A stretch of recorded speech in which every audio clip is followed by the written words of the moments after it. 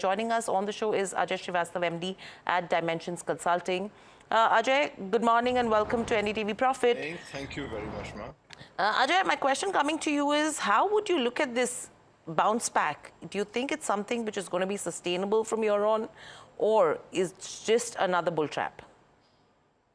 I wish I could answer the question, but I guess the answer lies in the fact that certainly there is a reversal in terms of sentiment of selling by FIs, and which gives great comfort to the market because India is naturally accretive on stocks by nature.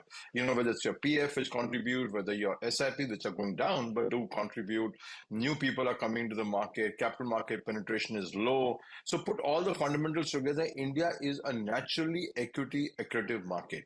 Now, what spoils the party, as always, is the FIs coming and selling and selling like nobody's business, and that affected the market. So intrinsically, I think we are a naturally optimistic market by nature, irrespective of fundamental. Sometimes we pay the price severely, sometimes we pay. So my guess is that till the FIs, and this is a caveat, till the FIs purchases come through, I think we don't have a problem in the market.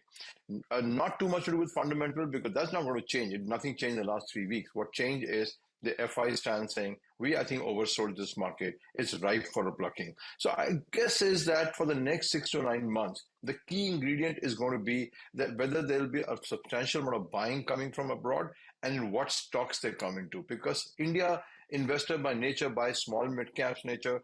FIs by nature had huge investment in banking stocks which have not performed for the 5 years. Now, whether we tally on to them and take a performance out of the market, to me, that's the key issue. Number two is euphoria always hurts you. You know, the worst part of the party is the last stage of the party and you get up with a hangover. So I don't think so. You should pile in big time in this market. You should rejoice, enjoy the recovery in the market, see where the sectors where you were underinvested or you want to change your portfolio. But this is not a gung-ho market that fundamentals have changed dramatically and therefore I need to go all in.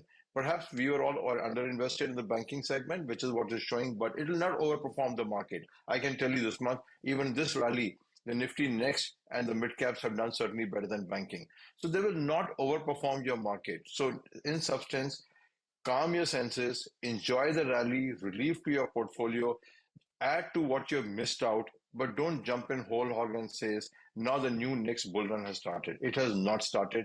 Wait for March 31st results and we will see what comes through. Ajay, good morning. Good morning, Neeraj.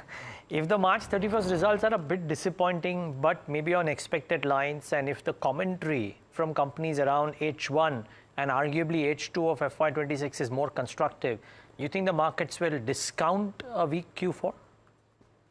You know, I have a doubt because see, H1, at least the Q1, is always the weakest Q1 because the summer months, the consumption goes down and, you know, the whole thing, the holiday season is partly contributed to the hotels industry. But the base effect, Ajay, sorry, the base effect of last year for both Q1 and Q2, will that play a part? You know, the base, no, yes, it will play a part, but base effect was much better. You know, Neeraj, we are ignoring the wealth impact of what has transpired in the economy today.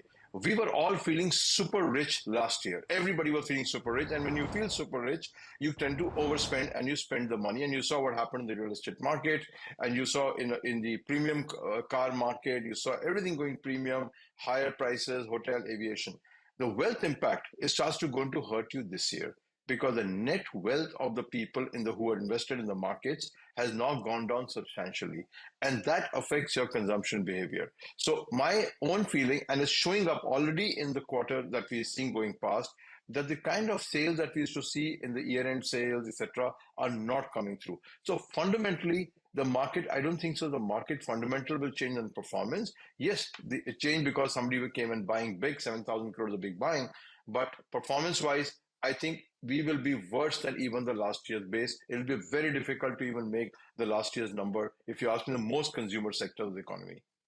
So, Ajay, couple of things over here. Now, you're talking about how the earnings probably will look at. Secondly, FI buying is the key trigger that you're watching out for. What would you advise Indian investors to do? Chase the momentum or stay put? Well, you know, again, there's no Indian investor. It's a question of how much are you invested. Some are even starting off today, for instance. So it's a wrong advice to somebody who's starting off today and saying, don't start your equity portfolio. But if you're over invested in the market, this is not the time to go and leverage yourself and invest more. I think it's a prudent to be at this point of time to be some cash, continues to be cash, you'll get opportunities, but reorder the portfolio. If you were stuck in lots of small caps and lots of companies which are not doing well at all, making losses or whatever it is, this market again gives you a chance to get out of those stocks and move to sectors which are tariff resilient, in my view. That's the first issue in tariff resilient, and normal consumption issue related themes out of it. I think you need to reorient your portfolio, use this opportunity to reorient your portfolio, not to significantly add to your portfolio. Okay. And when you talk about, reciprocal tariffs as well, to the point that you're making, are you saying that the tariff anxiety is something which will probably cap the upside in terms of domestic markets as well? I mean, yes, there could be pressures in terms of US, but how are you looking at it from the US market perspective? And if that is the case, are you saying an avoid auto, pharma? I mean, these are major sectors. It's April 2nd is around the corner. So let's not worry too much that if I don't invest today, my fortune will be destroyed by April 2nd. We will know the story on April 2nd, what tariffs come into place. It is certainly a factor from a longer term perspective also, because the world is saying reduce the tariff. Now, when you reduce the tariff, it puts automatic pressure on you on your GST rate domestically. You can't have a very low tariff rate, which is compelling in the international scenario, and have high GST rates domestically. You just seen what happened to this car industry, electric car industry. You saw just tariff reduction has resulted in mayhem in the market. You've seen what's happened to Mahindra is going to get impacted.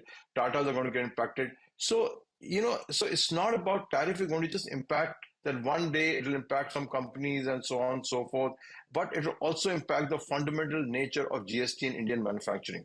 If you let cars come in the way what's happened for this electric car, it's got a huge impact on the Indian economy by and large, right down to auto ancillaries. So please take tariff as a little bit different scenario, not just the immediate tax for export, but also the fact that it will put pressure on the GST for the government to say, if the tariff on the car is 15% to come into from the country and their local tariffs are 5%, 20% is all, you can't have a GST of 28% and expect the industry to survive. So there are going to be very seminal issues to be discussed on the GST part, which is why I say uncertainty in an environment with high tariffs is going to be highly uncertain for GST. Local companies will pay a price not because of exports, but also because the import will increase the competitive intensity in a market which is not growing as much as we want it to grow. Therefore, prudence is in order. I think last year showed us it was well paid for prudence. Same will pay for today. That euphoria will kill you. But as I keep saying, we are all long in the market, so we have confidence in the market. The question is, which segments are you invested in and whether those segments will perform? I think that's the challenge in the market more than whether one has to be in the market or not. Well, substantial moves today in BFSI for sure, and Ajay spoke about that too. A positive linkage to FI buying, and we've kind of seen that right over the last a couple of 2 or 3 sessions. Now, Ajay, if you are getting new money right now, or if you open one of your closets and suddenly pools of capital fell off, I wish they do that. Where would you put that money to work at the current juncture at 23,500 on the Nifty? Okay, let me be honest. We are putting the money, a lot of money in hospital at this point of time. That's one of the key segments we are putting into the money. Domestic hospital chains, we're definitely putting in the money. We are putting in money in select NBFCs at this point of time, and we continue to invest in NBFCs, including you just saw one has been taken over at this point of time. And the best part, Neeraj, you got an entry point even lower than what the PE fund was buying at. Now, these are golden opportunities you get. PE funds normally have done a good job of giving returns to their own shareholders. So if a PE fund buys any company, I can certainly believe that you should follow the PE fund, most of them at least, at this point of time, because they give a very good return at this point of time. So, hospital is one segment where we definitely are buying at this point of time large amount of investment. If you ask me, something pops out. And NBFC, large NBFC is in 2 segments that has been buying going on. And I don't think much has been bought in any other segment barring these 2. No. And commodities, if you don't have it, I think it's a must-have if you ask me longer term. If you don't have it, buy it. Why? Simple answer. There's no increase in competition. As the rupee depreciates, the local price of commodity goes up, so you're on the safe side. No competition, constantly goes up. All you got to do is to dig and make money. No better industry than commodities. Ajay, cement, sugar, metals. I'm trying to think what else in terms of commodities, but some people say AI could become commodity too. But yeah, what within the Indian landscape? I mean, is it metals or is it others? See, as I said, you've got to go for basic commodities, whether it is copper, it's aluminum, and zinc at that point of time. Because this is intrinsically, if you go to the end product, which is converted steel, then you're in a different territory altogether, because then you've got tariffs and competing imports, etc. But nobody can import in bulk, alumina in this country. It's counterproductive. You can't just do it. Or, for instance, iron ore, yes, some was imported, but by and large, we ourselves have, we got to use the local thing. So basic commodities, and luckily, very few companies. So I think you are in a zone where you're safety in money, safety in returns, good dividends. Cement is a dog at the end of the day. It has to be a dog because everybody is competing for a 6% growth rate economy, and everybody wants to add 50 million, 100 million capacity. The words are thrown out as if, what's going to happen? I don't know. Maybe we'll need cement for eating, for breakfast at the rate they're growing their companies. And you just saw what happened to cable and wire industries, what happens to competition. So industry may be good, but never forget the competitive intensity. That could kill your returns. You saw what that happened in telecom long back. Industry is very good, but now with the competitive intensity gone down, you're making returns. Banking is the same story. It's got 80 banks competing for your business at this point of time. How do you make money out of that, except for the fact that, you got a captive saving bank account? So it's the same issue. Look at competition more than just the fact that industry is good. Cement, we are not putting in any money. We have not put any money ever. We will not put money in cement till something really changes. Okay, Ajay. Great talking to you as always. Thanks for taking the time out and giving us your thoughts. Open some cupboards. I will open some cupboards. You should. You should. If the cash falls out, do share 50% with me. This is a good luck. I will. Thank you.